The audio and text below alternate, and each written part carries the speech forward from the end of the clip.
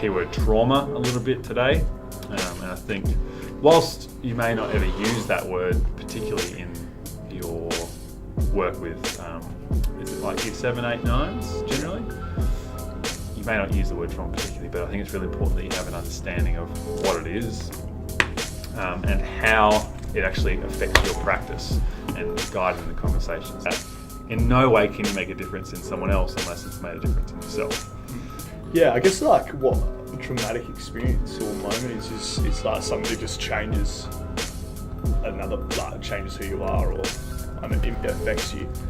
Like, 'cause it can be that one moment where you're like, well, this is going to change me forever, or it could be like that example, like as a child having a traumatic childhood is like it's changed them as an adult, like that entire experience as a whole as well. Is displaying these sort of behaviours, so what residues kind of left over from their previous experiences for them to actually go ahead and behave in that way.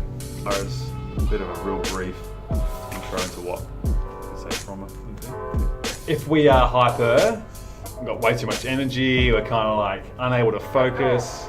I don't know, you may have had that experience of when you've been really excited about something or there's something new. It's kind of like the new episode of Game of Thrones is coming out, and that's kind of like really just, you can't actually think about the work that you have in front of you. It's just about getting home to watch it, or I don't know, whatever your jam is. Hypo is the opposite, where we can't really focus on anything as well because we're just not interested.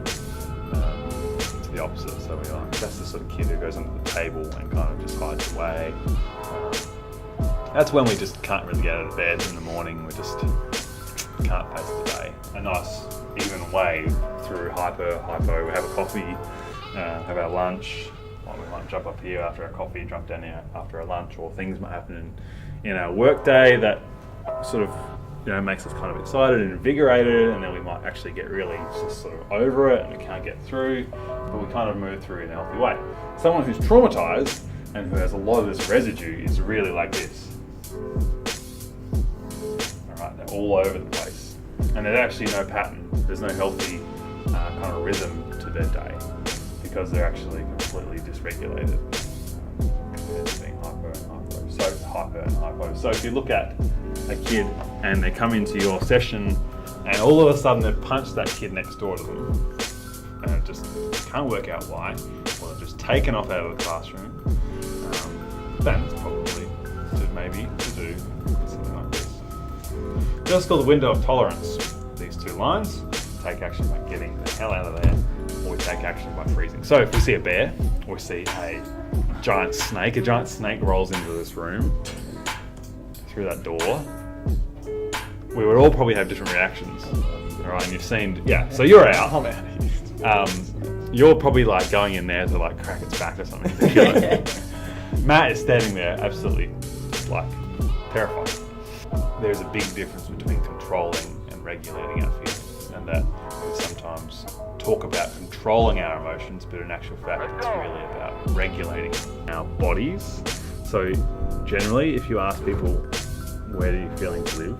If you ask a kid, where does your feelings live? Or if we sort of talk about where our feelings are located, or where are our emotions, we often say our brain, their thought, their cognitive, or maybe in the heart, if you're depending on what kind of spiritual tradition you're a part of. But this shows that our emotions are actually a physiological response. They're a whole body reaction.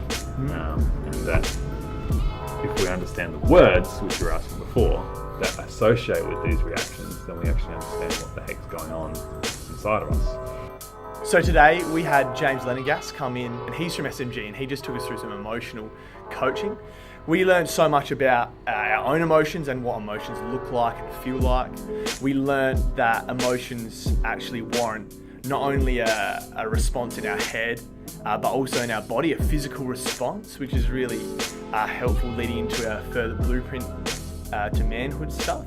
And we also learned about these things called kimochis, which we learned about kimochis.